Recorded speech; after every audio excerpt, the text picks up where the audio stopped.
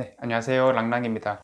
최근 임대차 3법 등으로 인해서 주거에 대한 불안이 커지면서 뭔가 좀 더 안정적으로 살 수 있는 그런 여건은 없을까? 이 안정적인 주거 환경이라고 하면 결국 가격이 가장 클 텐데, 전세나 월세 같은 경우에는 실수요의 가치이기 때문에 학군이 뛰어나다거나 아니면 인프라가 뛰어나다거나 이런 지역들은 전세 수요가 많이 몰리기 시작하면서 가격이 많이 뛰었다 이렇게 볼 수가 있는데, 이런 가격적인 측면에서도 또 안정적인 것들은 없는지, 자, 이런 것들을 이제 좀 고민을 많이 하실 것 같아요. 자, 결국은 수요와 공급의 불균형이다 보니 이러한 공급을 조금 더 많이 늘리겠다라는 차원에서 정부에서 공급 확대 정책을 또 내놓기도 했는데, 우선 서울에서부터 진행이 될 거고요. 점점 이제 전국적으로 퍼져 나가지 않을까, 이렇게 이제 기대가 되는 부분입니다.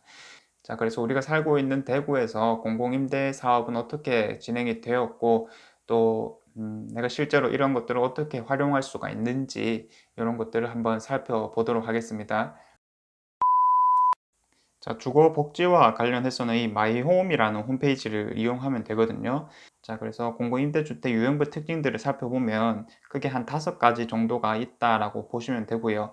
영구임대, 국민임대, 장기전세, 공공임대, 그리고 행복주택, 자, 이렇게가 있어요. 이런 것들은 크게 임대 기간으로 많이 나누기도 하고요. 또 공급 조건이라든지 공급 규모에서 차이가 나기도 하고, 저 중요한 건 우리가 어떠한 조건이 되느냐, 어떤 조건의 사람들이 신청할 수가 있느냐, 이런 것들이잖아요. 자, 그래서 이 공급 대상은 또 각각에 맞게 형성이 되어 있으니 이러한 내용들을 보고 이제 본인에게 맞는 거 한번 신청해 보면 좋을 듯 하고요.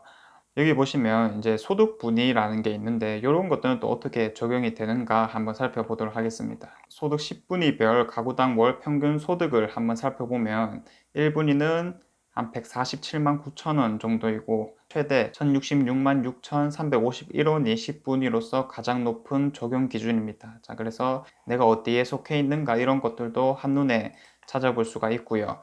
자, 이런 1, 2분위, 3, 4분위, 5, 6분위, 7분위 이상 해당하는 사람들은 또 각각에 맞게 아까 우리가 봤던 영구임대주택이라든지 여러 가지 지원을 받을 수가 있으니까, 또 이제 이런 것들도 한번 꼼꼼하게 살펴보시면 좋을 듯 합니다.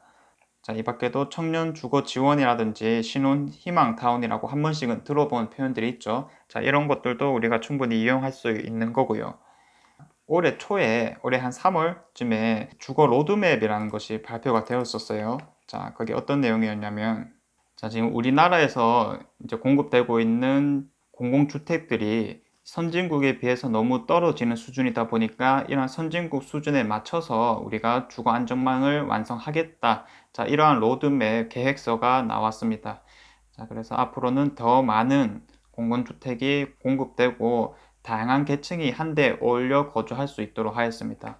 원래는 뭐 국민임대라든지 영구임대, 행복주택 이런 것들이 다 따로 지어졌기 때문에 그들에게도 오히려 차별이 또 들어갈 수가 있다. 예를 들어서 뭐 지나가는 사람이 그 아파트만 보더라도 여기는 이러한 사람들이 살고 있다, 이러한 인식이 강해지다 보니까 또 그러면 안 되잖아요. 자, 그래서 전체 통합한 공공임대주택을 만들어서 거기에 다양한 계층의 사람들이 다 거주할 수 있게끔 이제 한다. 자, 이렇게 이제 하는 거고요. 자, 그리고 점점 늘어나는 1인 가구들, 예를 들어서 청년이라든지 고령자분들이 사는 좋은 곳을 만들겠다라고 했고요. 인구가 또 그 나라의 힘이 되는 건데, 점점 심해지는 저출산 문제에 대응하도록, 즉 신혼부부들이 더 잘 살 수 있도록 그런 환경을 만들어 주자는 취지에서 이들을 위한 공공임대주택도 많이 늘려가겠다. 그리고 다자녀 가구 역시 마찬가지인 겁니다. 그 밖에 이제 주변 환경을 개선한다든지, 그리고 지역과 함께 이제 사업을 진행하겠다라는 내용들이 있었고요. 각각 이제 집단들에 대한 맞춤형 정책들도 역시나 많이 이제 늘리겠다라고 하는 겁니다. 어쨌든 전체적으로 이들을 위한 공공주택을 늘리겠다. 자, 이렇게 한마디로 표현이 될 수가 있겠고요. 단순히 집을 제공하는 것뿐만 아니라 금융이라든지 예를 들어서 뭐 대출 이런 부분도 있겠죠. 그런 거에 대한 이자를 낮춘다든지 아니면 허용하는 연령을 높인다든지 이런 것들도 많이 있었고요. 자, 목표로는 25년까지 전체 가구의 3분의 1인 700만 가구 이상으로 공공주택을 늘리겠다라고 하였습니다. 자, 그래서 이제 정부에서 예상을 했을 때 한 25년 정도가 되면 전체 임차 가구 10가구 중 3가구 이상은 저렴하고 양질의 공공임대주택에 거주하게 될 것이다 라고 하였고요. 자, 지금 아까 봤다시피 영구임대, 국민임대, 행복임대 여러 가지 뭐 이름이 복잡하게 나왔고 거기에 맞는 정책들이 있었잖아요. 자, 근데 그런 어려움을 좀 해소하고자 그리고 칸막이 운영을 개선하고자 이제 이것들을 하나로 통합한다라고 했었어요. 자, 특히나 유형이 통합되었을 때 중위소득 130% 이하, 즉 3인 가구 기준으로 월소득 503만 원 이하 정도, 그리고 1인 가구 기준으로 228만 원 이하면 누구나 공공임대 이용이 가능해진다. 자, 이렇게 이제 표현을 했거든요. 그래서 인식들이 많이 바뀔 것이다. 자, 이렇게 이제 예상이 되는 부분이었고요. 자, 아까 처음에 말씀드린 마이홈 부분에서 자가 진단도 충분히 할 수가 있습니다. 공공주택 통합 부분에 들어가서 이제 본인의 여건에 맞게 이제 선택을 하면 될 것 같고요. 자, 그리고 역시나 현재 대구에서는 어떠한 곳들이 입주자 모집 공고를 하고 있는가 이런 것들도 한눈에 살펴볼 수 있거든요.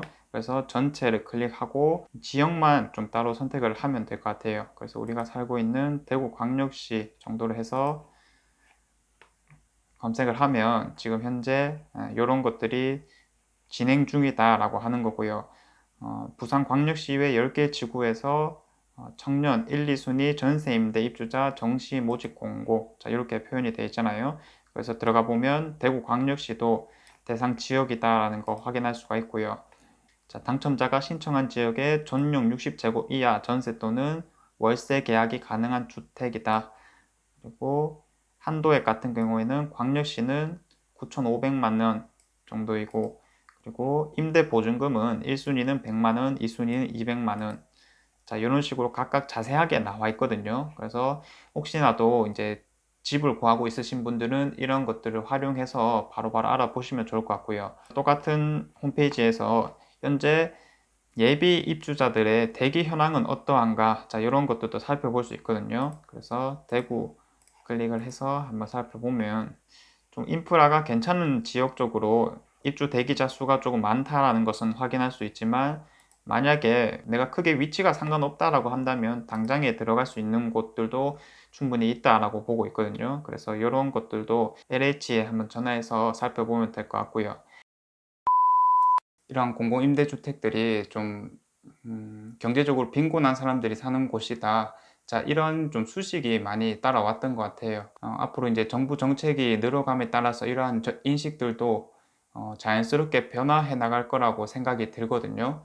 자, 그렇게 하면은 결국 지금 당장 집을 살 수 있는 여력이 안 되는 분들은 그 사이 기간 동안 또 돈을 모으는 기간 동안 좀 더 안정적이면서도 값싸게 누릴 수 있는 공공주택들을 많이 활용해 보시면 좋겠다라는 생각이 들었습니다. 네, 이상 랑랑부동산 재테크였고요. 다음에는 더 좋은 내용으로 한번 찾아와 보도록 하겠습니다. 감사합니다.